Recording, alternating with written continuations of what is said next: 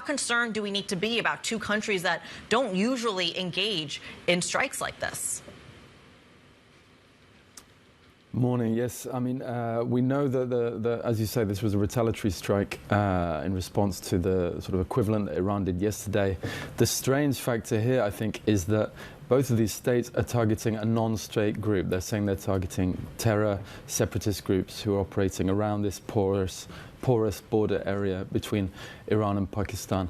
And yet the way in which it's been done does not seem to be coordinated. They're criticizing each other, they're recalling ambassadors and so on. So it doesn't give the impression that this is a coordinated effort against these groups. I think that's where the risk is, that's where the tension is, and where the geopolitics could escalate.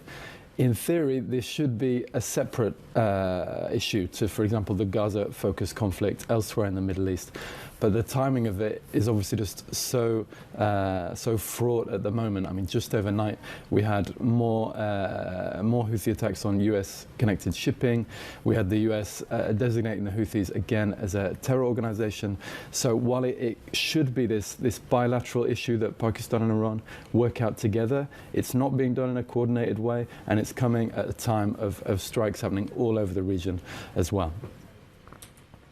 And that terrorist organization designation is incredibly crucial for our global audience. I just want to point out that the Biden administration in 2021 had initially removed that to make sure some aid got into Yemen. To put that back on now removes the humanitarian aid in one of the worst parts of the world to live in at the moment. But Patrick, you make a crucial point. How much of what we're seeing in Yemen, how much of what we're seeing between Iran and Pakistan is related to that core issue of Israel versus Gaza? What happens there? Are these related or are these different? How should we be thinking about it?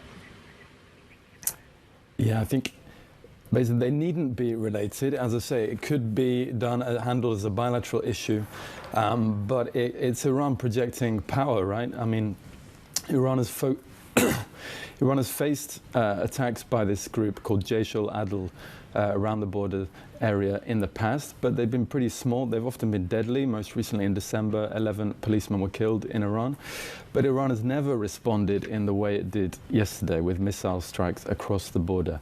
That's where it seems different, and that's why it looks a lot like Iran is projecting power at a time when adversaries like Israel want to see it as weakened in the region, and Iran wants to counter that perception, wants to show that it's very much still in the game, very much still got these military capabilities, and it's willing to use them if it feels it has to.